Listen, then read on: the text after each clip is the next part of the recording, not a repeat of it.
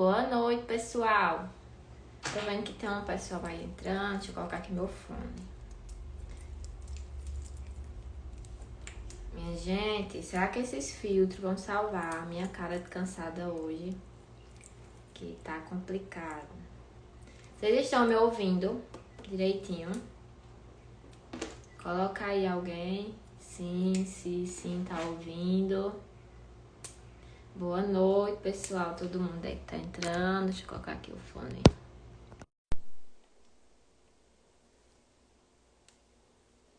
Gente, vocês estão ouvindo bem? Agora que eu coloquei o fone também tá tranquilo? Pronto, já entrou aqui algumas pessoas. Agora eu vou convidar o doutor Antônio aqui pra gente iniciar, né? Deixa só eu ver onde é que convida. Ô, Toninho, doutor Antônio, coloca aí. Me chama aí pra eu te aceitar que eu tô sem saber aqui onde é. Boa noite, gente. Ah, achei aqui já. Deixa eu convidar aqui. Antônio. Hoje o assunto vai ser bem legal, né?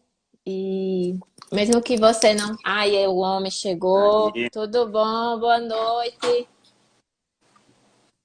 boa Tudo noite a bom, todos. Antônio? Tá Tudo ouvindo? bom? Tá, É que estranho tem só escutar distância. Antônio. Normalmente o pessoal me chama de Toninho. Pode chamar de Toninho aqui também, né? Pode, pode. Vamos esperar o pessoal entrar. E aí, vamos render hoje nesse assunto, né? Que é tão importante. E muita gente tem dúvida, né? E eu acho que mesmo quem não tem dúvida vai agregar alguma coisa, né, na vida, vai melhorar alguma coisa.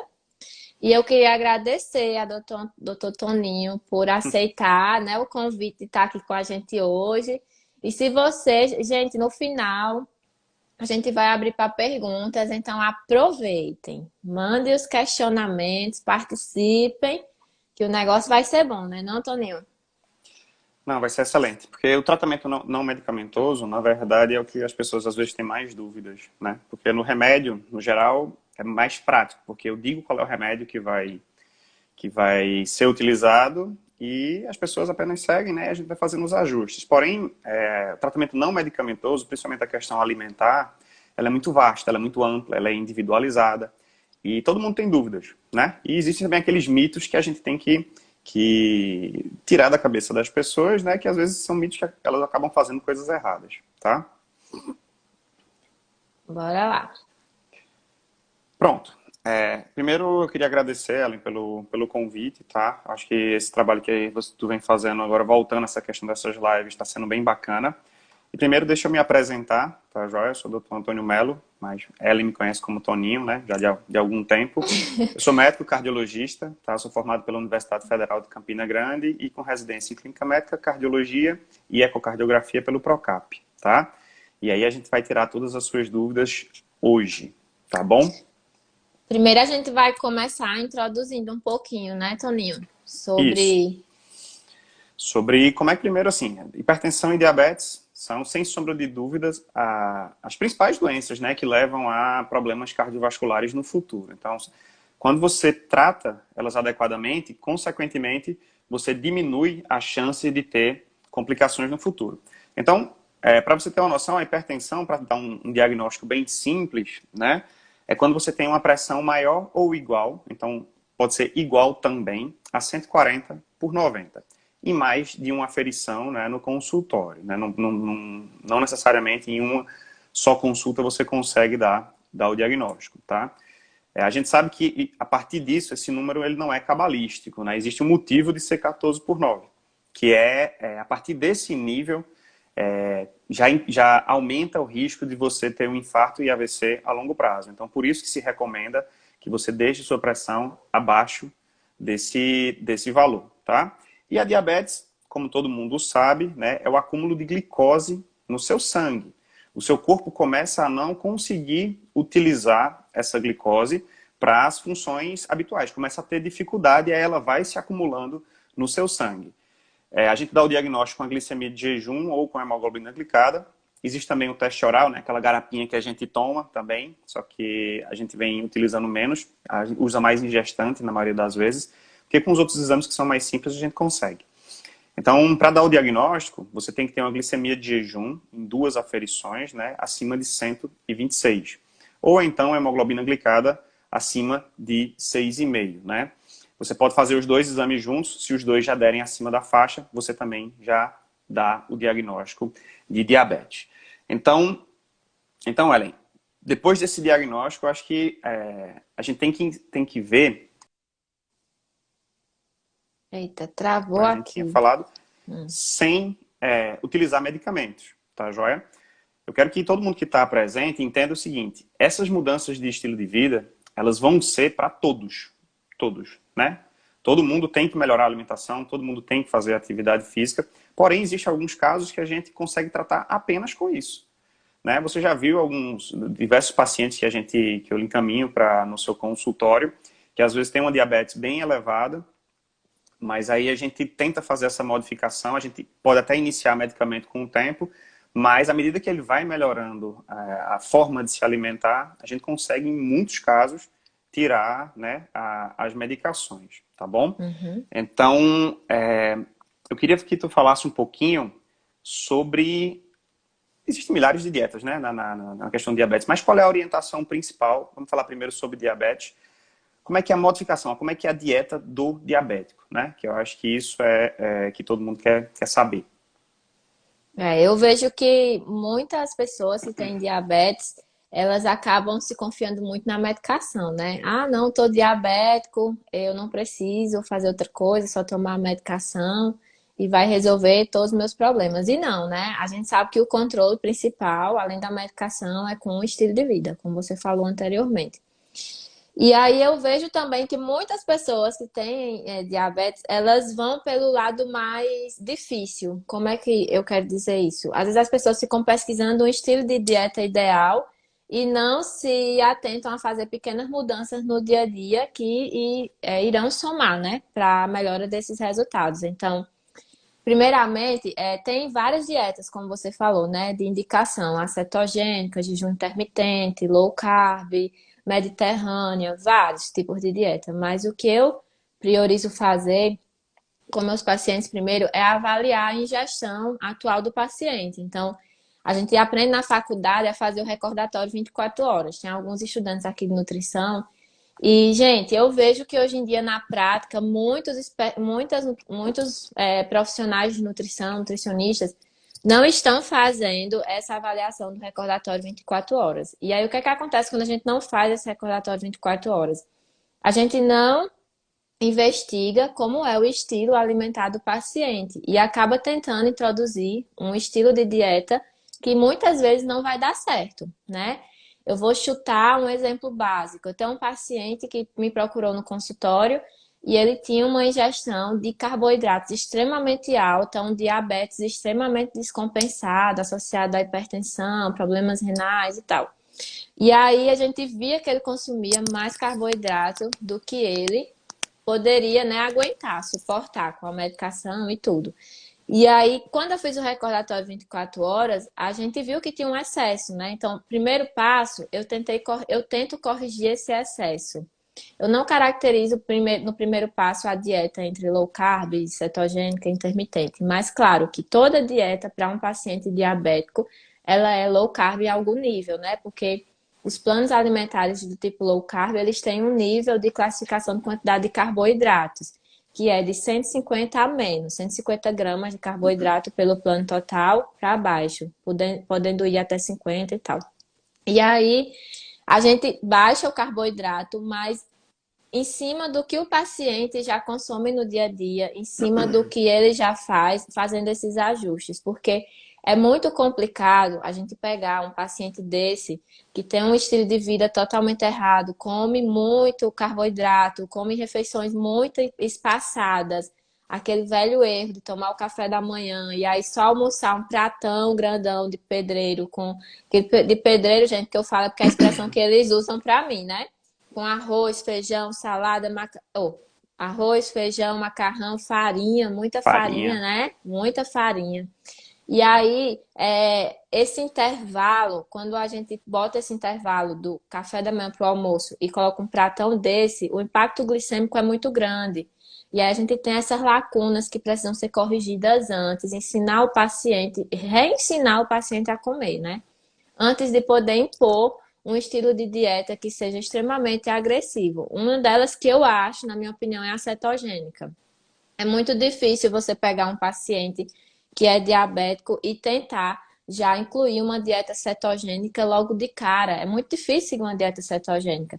É tanto que a indicação principal da dieta cetogênica é para paciente com epilepsia refratária. Então você vê que em último caso, é uma coisa que você já tentou de tudo e realmente ali não deu certo. Tem pessoas que, por estilo de vida, preferem não consumir carboidratos e tentar seguir a dieta cetogênica. Mas aí no paciente diabético a gente tem um risco muito grande, hipoglicemia, né? Então o paciente quando Isso. começa a fazer um plano alimentar, vamos supor que ele seja diabético hipertenso, ele já tem uma queda muito grande nas primeiras semanas de glicose e na pressão também. Então eu já aviso logo, olha, você pode sentir um leve desconforto, tontura, dor de cabeça, e isso pode ser um sinal bom, vamos acompanhar, né? Porque baixa, você iniciar a dieta, o estilo de vida melhor nessas patologias vai ter melhora clínica. Mas uma coisa é o paciente que come lá, vamos supor, 300 gramas de carboidrato por dia, 300 gramas de carboidrato que eu falo, do carboidrato mesmo, não 300 gramas de batata. Que a gente faz um cálculo em cima de 100 gramas de tal alimento para ver a quantidade de carboidrato que tem, né? Então, 300 gramas de carboidrato no geral. E eu cortar para 50, né? Mantendo a medicação que ele vem tomando, é um risco muito grande. Ele vai passar mal, ele vai se sentir mal. Então, esse ajuste ele é feito, né, gradativamente. Então, regula a ingestão do paciente, ensina ele que é importante consumir essas refeições em tal horário, ensina ele a diminuir a quantidade. Ah, deu certo, ótimo. Vamos melhorar, vamos diminuir mais o carboidrato. Não, tá dando certo não. Então, o jejum podemos aplicar? Vamos ver até onde a gente pode aplicar. Será que é um paciente que tem gastrite? Será que ele já tem hipoglicemias com a medicação? Então, tudo isso é avaliado de forma individualizada, né? E eu acho que Isso. isso é o diferencial, né? Não, justamente. Uma coisa que a gente comenta muito é que quando tem o diagnóstico, e eles perguntam para o médico, né? O que é que pode comer? Médico é horrível para prescrever qualquer recomendação alimentar. Porque o que acontece muito lá no consultório? O cara chega e diz, doutor, então tenho que abolir totalmente açúcar, não posso comer o arroz, né? Porque é um carboidrato mais simples, né? Todo o carboidrato ele se transforma em açúcar no seu sangue. Então, eu tenho que abolir, eu não posso comer arroz, não posso comer macarrão, não posso comer feijão, e eu vou comer o quê? Entendeu? Então, as pessoas às vezes têm a impressão que a dieta do diabético ela é extremamente restritiva, né? E justamente isso que você fala. Quando o paciente tende a fazer por conta, ele não vai conseguir, porque ele tem isso na cabeça, aí às vezes ele está comendo essa quantidade de carboidrato que você falou, 300 gramas. De repente, ele baixa por ele próprio para 50 gramas. Fora que Uhum. a gente às vezes inicia medicações que aumentam a produção de insulina, né? Por exemplo, no SUS é muito disponibilizado a glibenclamida, que ela aumenta a produção de insulina. Só que tu vai aumentar a tua insulina e não vai ter carboidrato para ela colocar dentro. Então corre o risco de você fazer hipoglicemia. Então Uhum. isso realmente assim, a dieta, ela, pelo que você está falando, né? Que eu concordo plenamente, ela é mutável, né? Ela tem fases, né? De acordo com que você vai se adaptando. Você vai restringir inicialmente, aí depois vê os exames, vê se vai tendo melhora. Qualquer coisa tenta progredir essa restrição, mas o paciente ele tem que se adaptar. Não adianta você fazer uma dieta da sua cabeça, que é o que o pessoal na maioria das vezes faz, né? Bota no Google e bota a dieta da lua, dieta do vento, dieta do chá do limão com água e acaba se complicando, né? Dá E aí, errado. assim, isso, justamente. Mas nos casos mais ou menos assim, você já falou a dieta cetogênica, né, onde você cetogênica, jejum intermitente e low carb. A gente vê que essas dietas às vezes, quanto mais restritiva, no longo prazo o paciente às vezes não tolera. Mas qual é a tua estratégia assim para tentar adaptar cada vez melhor esses pacientes? Há, até os estudos mostram, né? Há uma grande, como é que eu posso dizer? Uma grande rejeição do paciente diabético a procurar o serviço do nutricionista, porque ele já escutou muita mentira, muito mito, né? Então ele acaba achando que quando vai para o nutricionista vai parar de comer, vai passar fome, não vai comer as coisas que ele gosta. E eu atribuo isso um pouco a alguns profissionais da minha área que lá atrás impuseram isso e divulgaram e coisas que não são reais, né? Hoje a gente vê que o paciente diabético, ele pode ter uma alimentação normal, ele pode comer um arroz branco, ele pode comer um macarrão, pelo menos os meus pacientes comem cuscuz e dá um controle. O que é que acontece? Não adianta a gente pegar um paciente que vive, por exemplo, aqui onde a gente vive no Nordeste, que esses alimentos que eu citei são os alimentos base da nossa alimentação, como a mandioca, como o inhame, e dizer para ele, ó, você a partir de hoje vai fazer um plano alimentar plant-based, você não vai mais comer carboidrato nenhum, é só folha, é só fruta, grãos e não sei o quê. Ele não vai se adaptar. Ele não vai ter aderência. Se ele não já tiver passado por um processo de reeducação e você chegar e pá, jogar uma bomba dessa, ele não vai conseguir fazer o plano. Então, o que é que a gente tem que, o que é que eu, pelo menos eu faço no consultório com meus pacientes diabéticos? Eu tento adaptar o plano alimentar à rotina deles. Então, o cuscuz fica, tá, mas a gente vai colocar a quantidade que eu colocar no plano, então vai a quantidade certinha em gramas e medida caseira, que é importante para o paciente ir se adaptando. Aí você coloca a proteína, né? Aí você coloca a salada e tudo isso vai impactar na carga glicêmica dessa refeição, né?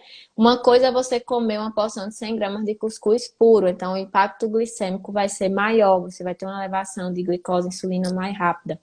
E uma coisa é você comer o cuscuz com proteína e as verduras, a salada crua. Por ter fibra e proteína, esse impacto glicêmico vai ser mais lento, vai ser menor. Então, a gente tem que ver alternativas de ensinar o paciente a fazer estratégias para diminuir esses impactos na glicemia. E não chegar para o paciente e falar, não, isso você nunca mais vai comer porque, ah, não, tá indo tudo bem. A senhora gosta de um pirãozinho, né? Vou liberar seu pirãozinho daqui um dia. E aí eu vou, tá entendendo? Usando dessa estratégia para poder manter as coisas que o paciente gosta, que é do convívio dele, ter resultado, claro, isso é acompanhado com os exames bioquímicos, né? E como a gente sempre faz, Toninho, a gente mantém um contato, né? E quando eu vejo que tá caindo muito a glicemia, volta para o médico, ele reajusta a questão do medicamento. Hoje eu tenho pacientes que já chegaram a ter um controle excelente com menos drogas, na relação tanto de diabetes quanto de hipertensão, porque faz esse controle alimentar. Então, na dieta, o que é importante para o paciente diabético? Ele entender que ele pode comer de tudo, claro que pensado. Então, por isso que o nutricionista é importante. Então, eu vejo que muitos pacientes diabéticos param de comer arroz, param de comer algumas frutas, mas descontam em produtos falsos fits, falsos diets, que tem uma concentração de carboidrato maior, que não tem fibra, não tem proteína para diminuir esse impacto glicêmico, né? Então, às vezes, troca meia dúzia. Como é que é aquele ditado? Eu esqueci agora. Seis por meia dúzia.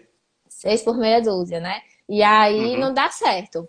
Então, eu vejo, ah, não, o diabético não pode comer manga. Pode, gente. Agora ele tem que comer a fruta associada a uma fonte de fibra, que pode ser uma aveia, uma fonte de gordura, que pode ser uma castanha, uma pasta de amendoim, uma farofinha de paçoca de castanha que a gente faz só o amendoim ou só a castanha, se ele não tiver uma boa mastigação por falta de dentes, por exemplo.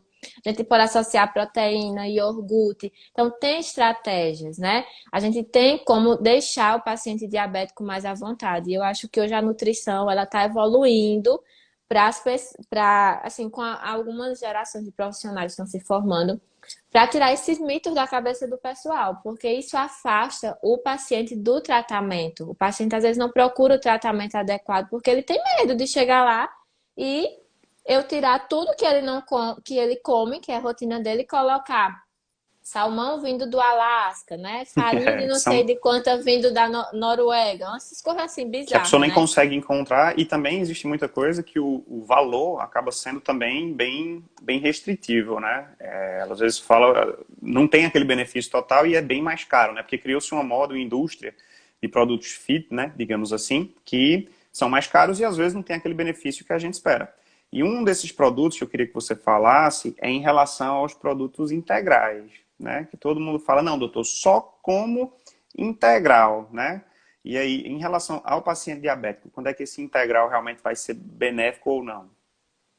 Por exemplo, vamos fazer uma suposição. Eu tenho um paciente que é diabético e ele acha que é mais saudável comer meia carreirinha daquele de biscoito creme caqui integral, porque é integral, do que uma fruta com aveia. Se a gente for avaliar, o impacto glicêmico desse biscoito vai ser bem maior do que a manga, que ele não queria comer, com aveia ou a manga pura também é a mesma coisa.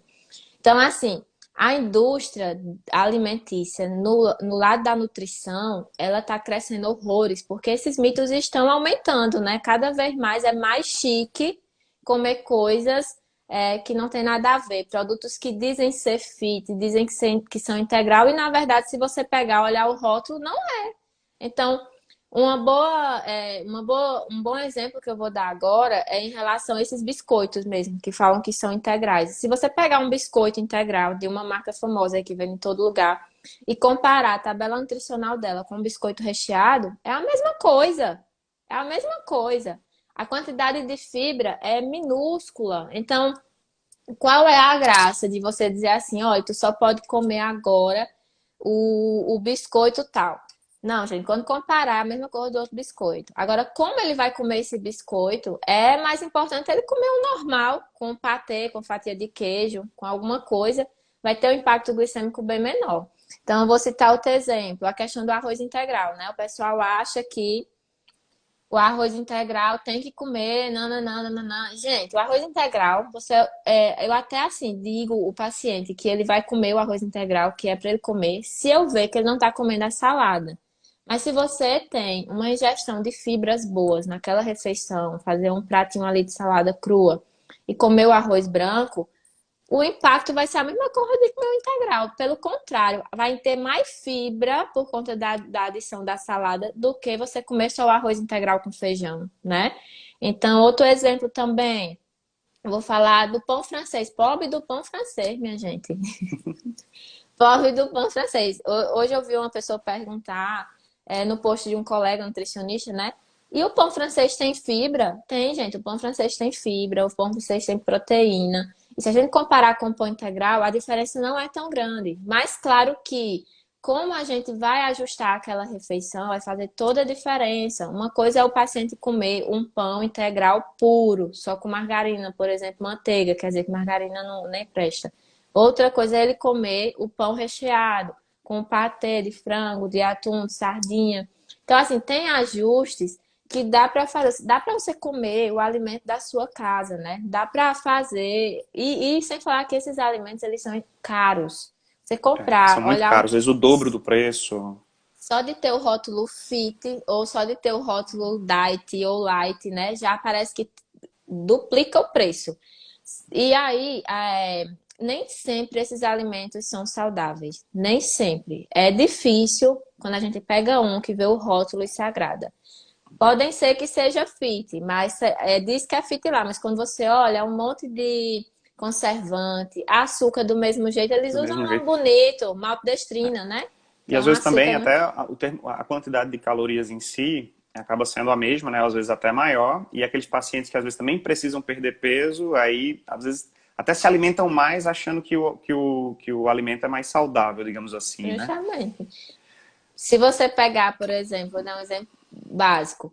Eu vou citar ainda a questão dos biscoitos. 4 biscoitos integrais dessa marca famosa, salgadinha, quadradinha, que todo mundo conhece. Eles vão ter em torno de 160 calorias. Um exemplo. 160 calorias, gente, é um pote de iogurte desnatado, aquele só com 2 ingredientes, natural desnatado, e uma porção de fruta. Às vezes ainda dá para colocar um pouquinho de aveia. Então, se a gente comparar a saciedade, né? Você fica mais saciado Também com o outro. com o outro. Então eu vejo muita gente chegar e falar assim: Ellen, quando eu vi o cardápio, eu fiquei achando, não, minha diabetes vai descompensar, porque é muita comida. Gente, é muita comida porque os produtos industrializados, alguns que trazem esse rótulo fit, saudável, sei o quê, eles são mais calóricos, né? Tem muita caloria condensada, eles colocam muita gordura. E às vezes também muito açúcar disfarçado. Eles usam nomes bonitos, né? Como por exemplo, maltodextrina, xarope de Uhum. glicose, né? E aí você acaba comprando 6 por meia dúzia. Aí acertei dessa vez. Ó, outra coisa também que eu acho muito muito comum é a nossa percepção de pouco ou muito. Por exemplo, vou dar um exemplo assim, todo mundo vai para casa da avó, né? E eu acho que quando chega lá, por mais que você coma, ela vai achar pouco, né? Você repete várias vezes, e isso às vezes no nosso convívio é muito comum. As pessoas acham que comem pouco, porém, se um observador prestar atenção, vê que a quantidade é bem maior. Mas talvez por ela estar inserida num contexto que todas aquelas pessoas comem aquela certa quantidade, ela acha que aquilo é uma coisa bem, bem normal, digamos assim, né? E aí eu vejo que tem muitos nutricionistas que pedem realmente para a pessoa comprar uma balança para pesar a comida, né? O que é que você vê assim no dia a dia realmente? Você acha que as pessoas têm uma percepção que comem pouco, mas quando você vai botar realmente na ponta do lápis acaba sendo muito maior do que elas achavam? Isso, e muitas vezes, né, fracionado errado. Então, por exemplo, eu só faço 3 refeições no dia, eu não sei como tá descompensado, porque eu como desse tantinho. Aí o que é que você come?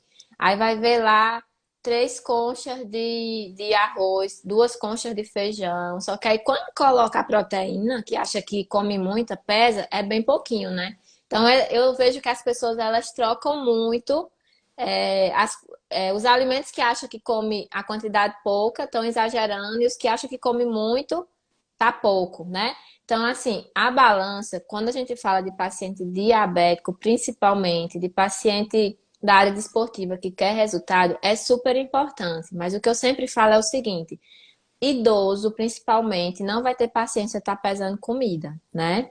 E tem idoso que está fazendo tratamento, mas alguns não sabem ler, outros tem uma cuidadora, né, e tal, que bota o prato, organiza tudo.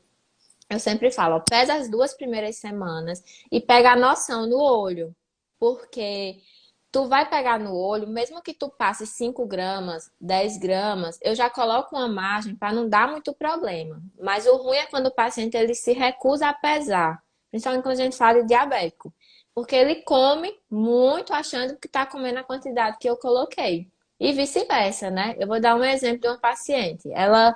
Eu atendi ela tem 2 anos, né? E por aí, mas eu nunca esqueci disso porque me marcou muito, sabe? Ela era obesa e tava diabética e hipertensa, né?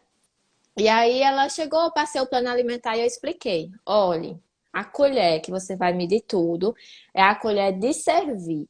Aquela que você aquela que você tira o arroz, que é uma conchinha aberta. Eu mostro fotos quando o paciente tem dúvida, pesquisa na internet e mostro. Vai medir com essa. Ela tá bom. Aí foi para casa fazer a dieta. Aí não pesou as quantidades e foi só na medida caseira, porque eu sempre digo assim, você pega a medida caseira, que é a concha, a colher, o copo, é como se fosse uma medida para facilitar o paciente. E você pesa umas 2 vezes, 3, para ver se está associada com aquela quantidade, tá perto. E aí ela não pesou. Voltou com um mês, teve várias hipoglicemias no mês e eu sem entender por que ela estava tendo aquelas hipoglicemias. Deixa que eu coloquei uma quantidade de carboidrato, ela comia 30% do carboidrato que eu coloquei porque ela media na colher errada, né? E eu dizendo, mulher, tu tá medindo na colher certa, tu tá pesando? Não, tô pesando, tá dando errado. E eu aí evoluindo o carboidrato dela. No fim, ela chegou a comer depois. A glicose dela de jejum dava em torno de 180, aí baixou para 100, né? A glicada dela dava em torno de, se eu não me engano, era 8, alguma coisa, aí baixou para 6 e pouco. Eu achei muito em um período de tempo pequeno, né? E ela perdeu 10 quilos. Nas minhas contas, Ela devia estar era para medindo com ela. colher de se alimentar normal. Foi. Aí ela para perder 4, ela perdeu 10. Aí eu, mulher, quando ela entrou assim, eu não reconheci. O que foi isso? Aí ela, o quê? Eu disse, não, tem alguma coisa errada. Aí eu fiz o recordatório. Me descreva o que você estava comendo. Aí ela, 2 colheres de sopa de não sei o quê. Eu disse, hã?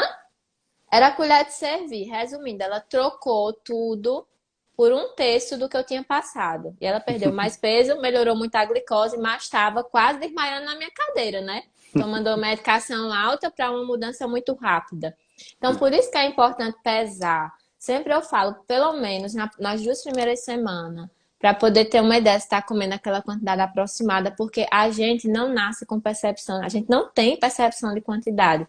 E se eu disser Muito assim, ó, difícil. fulano, tu vai comer um bife do tamanho da palma da mão. Aí o cara lá tem a mão o dobro da minha. né? Primeiro que ele vai botar do tamanho da palma da mão dele e a espessura desse bife, né? Como é que a gente vai Uhum. saber?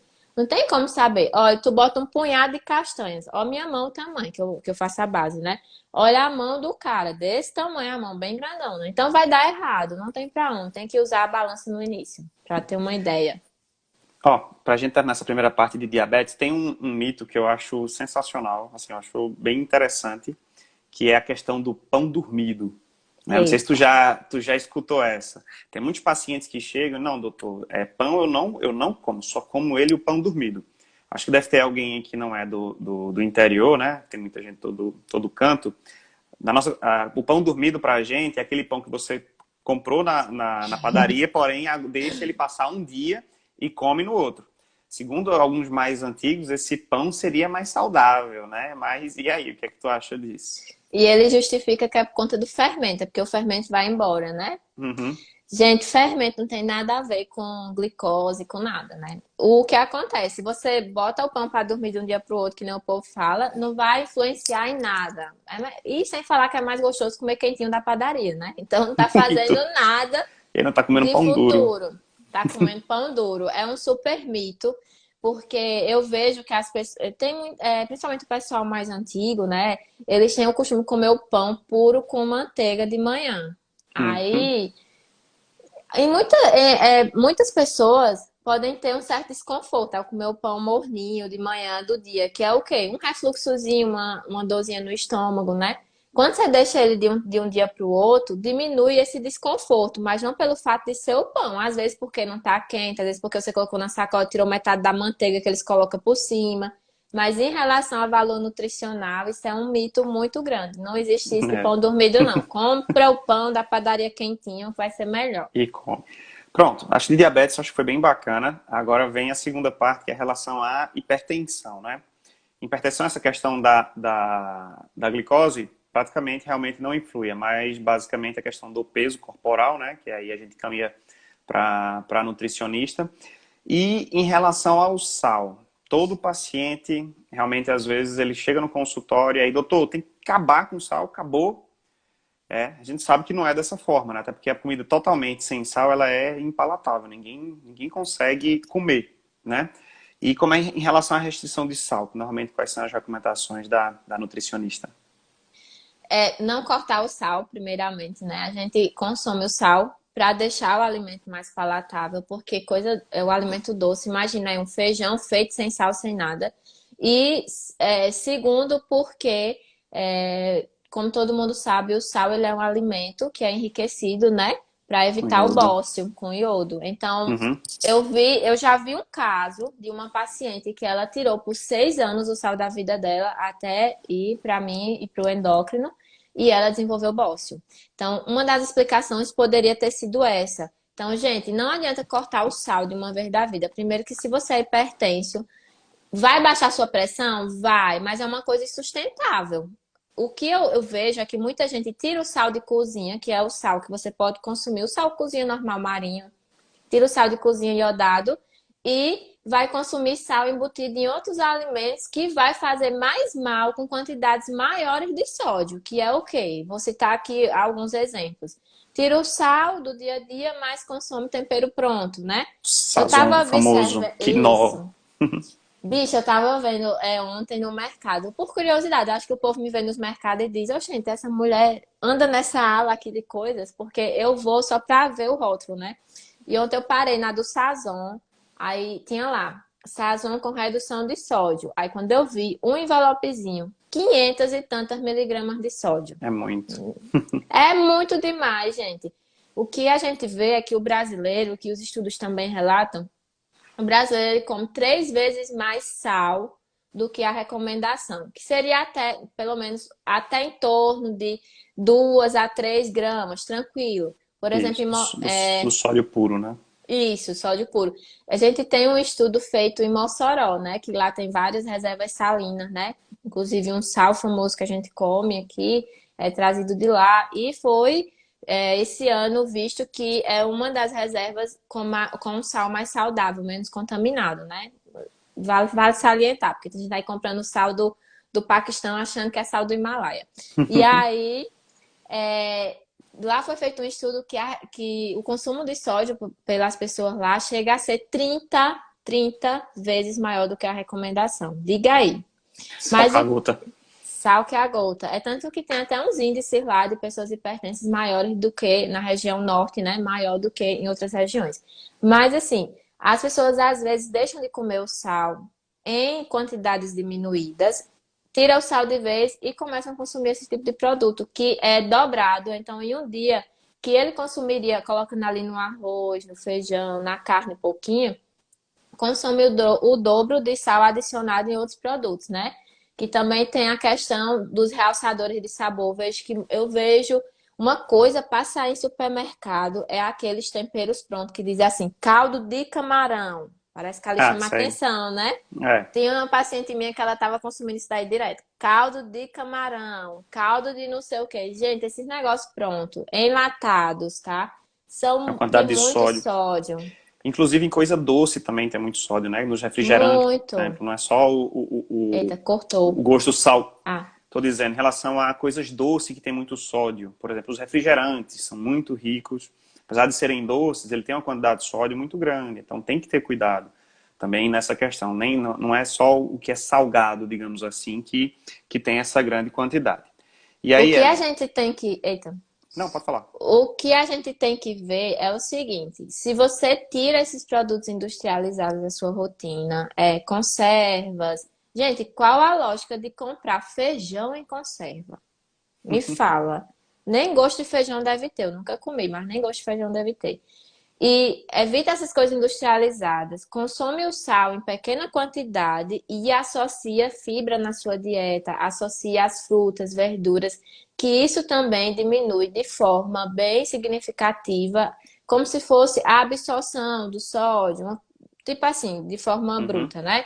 E aí não adianta você tirar o sal, porque primeiro, se você, eu vejo gente que é hipotensa, né, que tem hipotensão, com diagnóstico e tudo, não comer sal. Não comer sal e nem beber água na quantidade adequada, né? Porque uma coisa também que o povo pensa que quem é hipotenso, comer sal na hora já vai fazer efeito, já vai Não, subir não, a é. pressão, não Demora um é? tempo, ele tem que ajustar todo o sistema para ter um aumento, uma absorção de água maior pelos rins. Isso. Ó, acho que tá bem bacana, já vem quase 40 minutos. E eu queria, só pra gente dar uma finalizada, porque existe uma dieta que você sabe que eu sou fã, e eu sou fã por quê? Que é a dieta mediterrânea, né? Todas as dietas têm algum objetivo em específico, né? A gente já falou da cetogênica, do jejum intermitente, né? Que a gente utiliza realmente muito para paciente diabético e tudo mais, que funciona quando você tem um objetivo específico. Porém, nenhuma dieta ainda, né? Pelo menos com estudos realmente muito bem embasados, fora a dieta mediterrânea, comprovou o principal, que é as pessoas morrerem menos, né? Que isso, no caso, é Uhum. dar uma sobrevida maior. Então, eu sempre tento estimular, né? Obviamente que isso é individualizado, não existe uma dieta restrita, né? Uma coisa que um cardápio fixo, ela é mutável. Mas eu queria que tu falasse um pouquinho sobre essa dieta mediterrânea, né? Que eu acho que a gente tem que estimular aqui, né? Justamente por esse fato de ter uma redução muito significativa, né? De eventos cardiovasculares. Isso. E também na diabetes também, né? Eu Aham. acho ela assim, minha queridinha, eu sempre associo o estilo da dieta mediterrânea no paciente diabético, por exemplo, a low carb, e no paciente hipertenso também com a redução pequena de carboidratos. E a dieta do Mediterrâneo, ela é uma dieta rica em alimentos insaturados, né? Que aí a gente pode colocar gorduras boas, azeite, Azeite. abacate, oleaginosas, grãos integrais também, né? Com redução da ingestão de industrializados, muito peixe, né? E vem a questão do ômega 3 também. E é uma dieta extremamente boa, não só para o paciente hipertenso, mas eu acho que assim, é um estilo de dieta que dá para encaixar em todos os grupos, sabe? Pelo E é uma menos dieta, onde de eu certa forma, vejo. fácil de adaptar, né? Assim, Fácil de porque são todos alimentos que não é muito diferente da nossa dieta em si, né? realidade, né? Não é tão diferente, né? Peixe, né? Muita verdura, né? Esses óleos, o azeite e tudo mais, está muito dentro da nossa realidade. Eu acho uma dieta extremamente bem tolerada, né? E Tubérculos, né, também. isso, né? Uma dieta colorida, né? Como todo nutricionista gosta, né? Um prato bem bem charmoso. É. Mas eu E sou aí realmente também muito fã e aí eu tento estimular.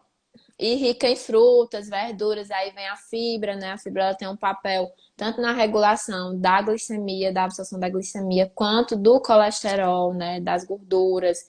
E fibra, carnes, magra, leite, magro, tem leite também na dieta do Mediterrâneo, tem queijo, mais um queijo mais magro, um leite mais magro.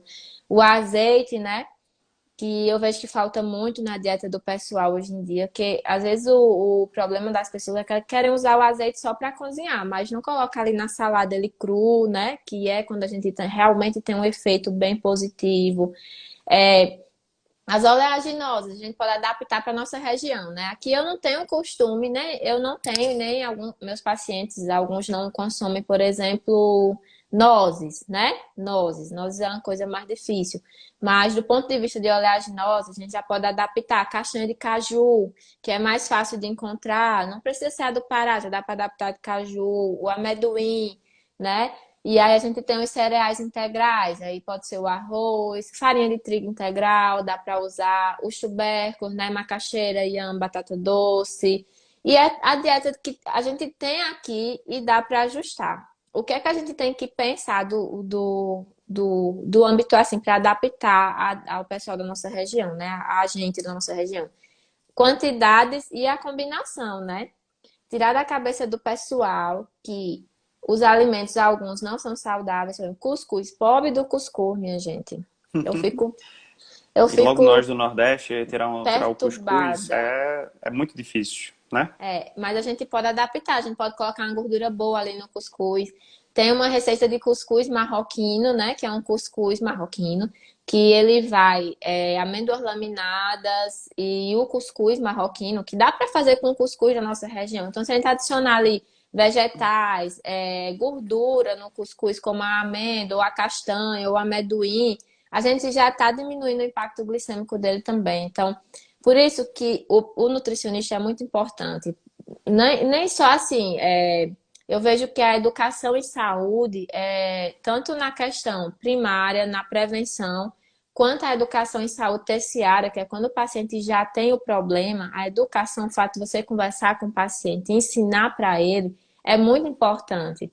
Então, o pessoal às vezes fala, nossa, teu consulta demora muito, é porque eu pego um papelzinho assim, ó, e vou lá e coloco, ó, tá entendendo esse gráficozinho aqui? O senhor tem que fazer isso para isso acontecer. Não tenho o mínimo de preguiça de chegar com o paciente e explicar como ele vai preparar aquela refeição.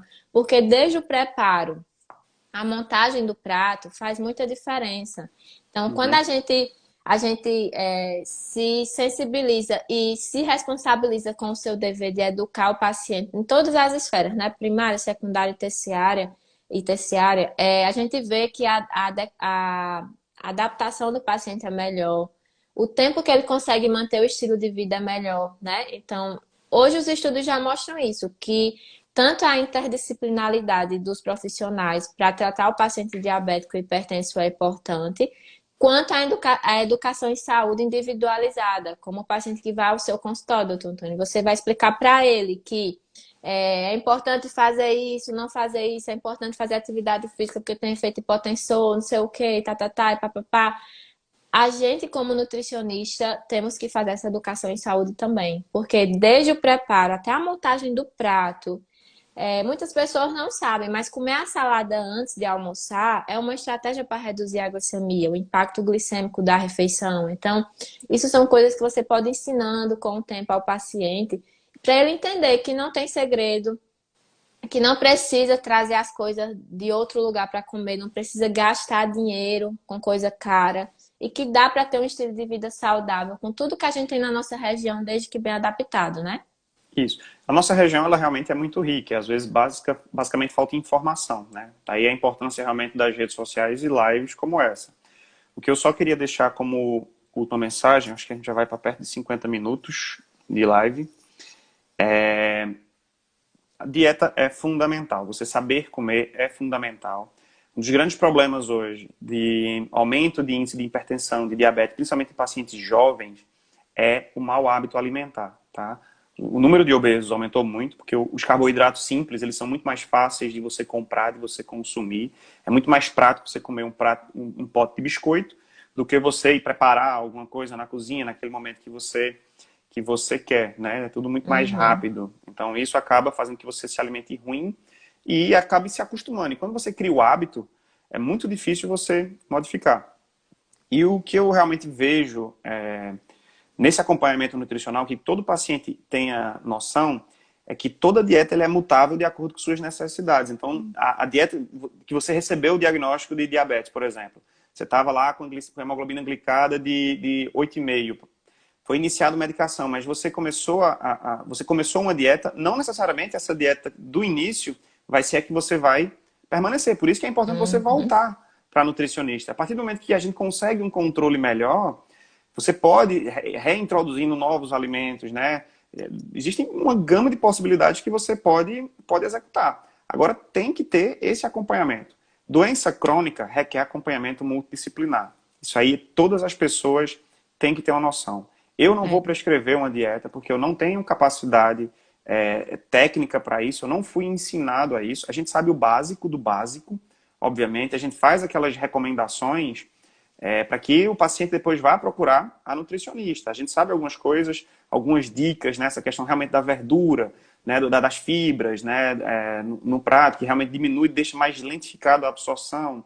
Então a gente pode fazer essas orientações, mas nunca se comparar com o trabalho que um nutricionista faz, por exemplo. Porque e tudo é calculado, né? Tudo é na ponta do lápis. Então, às vezes é muito difícil.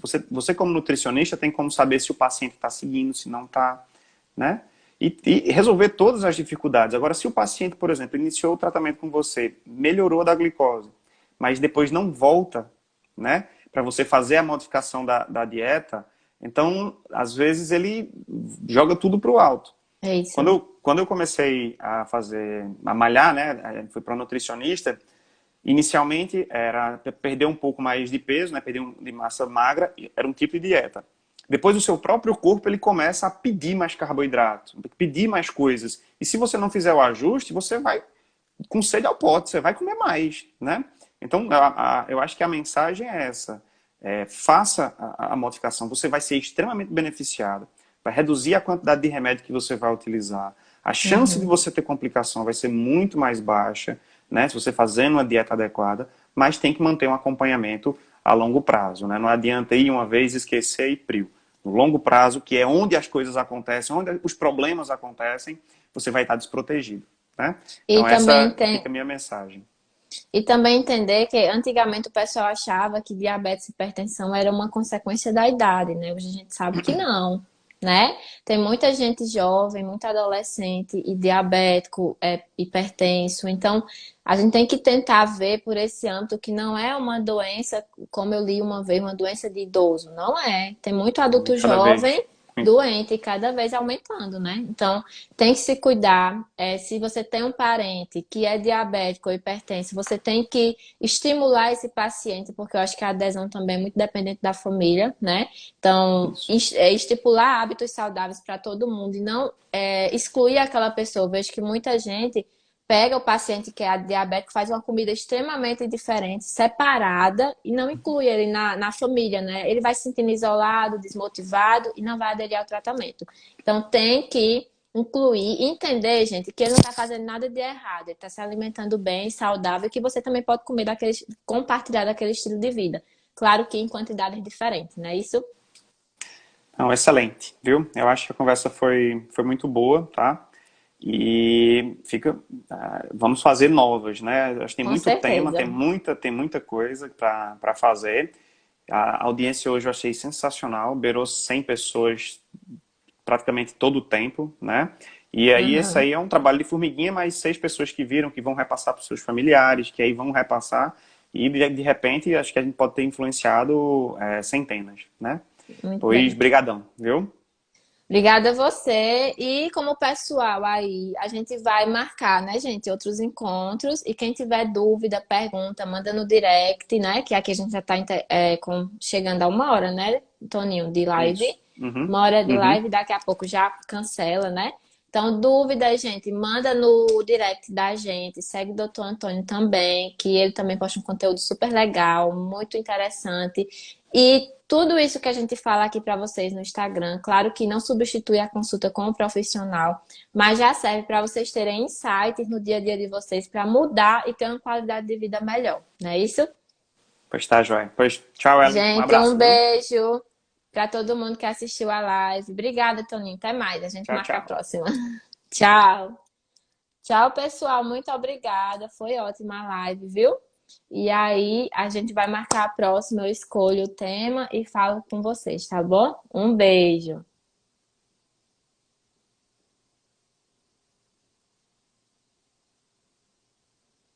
Gente, eu tô vendo aqui o que vocês estão falando aqui. Conteúdo excelente. Toninho arrasou, né? E olha, meu filho, é porque ele bota a live pra andar, viu? Ajuda, já vai lhe dando os insights, já vai saindo as coisas. E aí, gente, quem quiser seguir ele lá no Instagram dele, tá bom? Um beijo pra vocês. Estou muito feliz que tanta gente veio assistir a live, tá certo? E a gente marca as próximas e eu vou avisando pra vocês, tá bom? Beijo, até mais.